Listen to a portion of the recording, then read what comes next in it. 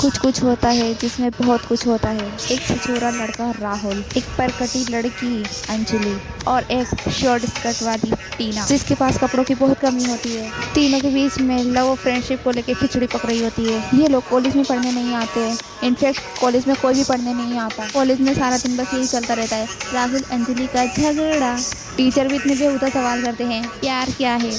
टीना जो लंदन से पढ़ के आती है लेकिन वो शुद्ध हिंदी में सबको भजन सुनाती है। अंजलि लड़कों की तरह रहती है लेकिन उसे लगता है कि अब उसे लड़कियों की तरह रहना चाहिए क्योंकि वो टीना से इनसिक्योर होने लगती है। लेकिन वो देखती है कि ये राहुल तो मुझे भाव ही नहीं दे रहा, वो तो चली जाती है और राहुल टीना से शादी करके उसे मार देता है। अब उसकी 8 साल की बच्ची होती है। ये हमारे 8 साल के बच्चों को हिंदी तक पढ़नी नहीं आती है और वो मैडम पूरा का पूरा इनका काला चिट्टा सब पढ़ लेती है और अपने बाप को अपनी एक्स से मिलवाने की प्लानिंग करती है। ये पैदा हुई थी कि डाउनलोड हुई थी, लेकिन उस जमाने में तो मोबाइल भी नहीं थे, फिर भी ये इतनी फास्ट थी।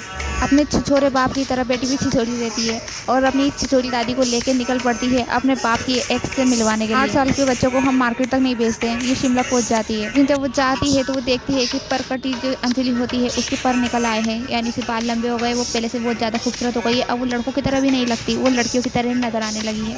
पहले तो राहुल उसे भाव नहीं देता था, लेकिन जब उसे देखता है तो उसे इतनी खूबसूरत लगती है, अपनी पहली मरी हुई बीवी को भूल जाता है। और राहुल जो कहता है कि प्यार एक बार होता है, शादी एक बार होती है, दूसरी बार शादी करने का इरादा कर लेता है।